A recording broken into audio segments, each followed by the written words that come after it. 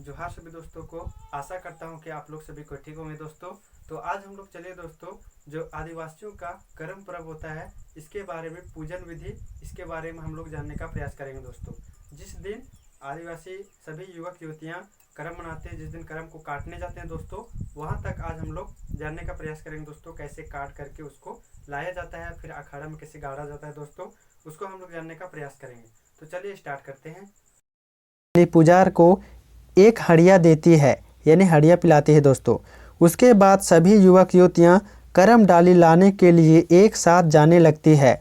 उपवास की हुई युवतियाँ फूल तोड़ने के लिए नया दौड़ा यानी टोकरी लेते जाती है।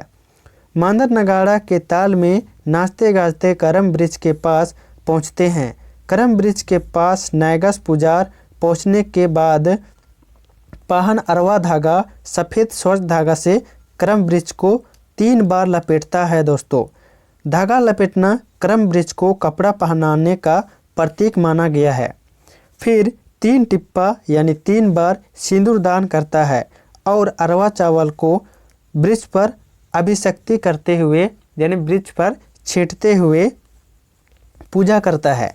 इसके बाद नायगस 3 सुकोमल शुद्ध डाली को काटता है। तो 3 डाली को उसके बाद काटता है। इस अवसर के गीत भी हैं दोस्तों। तो कर्मा काटने के इस अवसर के गीत भी हैं दोस्तों। तो गाना कुछ इस प्रकार है दोस्तों। के काटे नवा करम डायर रे, ननका राया काटे करम डायर रे, फलना राया काटे करम डायर। इसको राग में डाल देंगे दोस्तों, तो आप लोग इसमें परेशान नहीं होइएगा।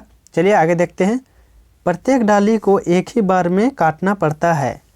करम वृक्ष के 3 डाली को काटा जाता है। कोई भी डाली को नीचे गिरने नहीं दिया जाता है, हाथ से ही रोककर पकड़ते हैं। 3 लड़कों की एक एक डाली पकड़ाया जाता है। 3 लड़कों को एक एक डाली पकड़ाया जाता है, जिसे बाद में एक युवती को सौंप दिया जाता है। सभी गाते बजाते अखाड़ा की ओर लौटते हैं। रास्ते में अरवा चावल को छींटते दोस्तों, करम वृक्ष के ऊपर छींटते, अभिषेक्ति करते आते रहते हैं और सुरगुजा, कुर्थी, उड़द आदि फूलों को दौड़ा में डालकर लेते आते हैं। करम राजा के स्वागत करने के लिए अखाड़ा के लोग अखाड़ा में राह देखते रहते हैं। करम राजा को मांदर नगाड़े के ताल में अखाड़ा तक पहुंचाया जाता है। अखाड़े में खेलने के पश्चात करम राजा को पाहन नायगस को सौंप दिया जाता है। फिर नायगस करम राजा को अखाड़ा में पूजन विधि से गाड़ देते हैं। इसके बाद कुछ देर अखाड़ा में खेलकर सभी कोई अपने अपने घर चले जाते हैं दोस्तों, भोजन करने के लिए। फिर आगे क्या होता है दोस्तों, उसको हम लोग नेक्स्ट वीडियो में जानेंगे दोस्तों।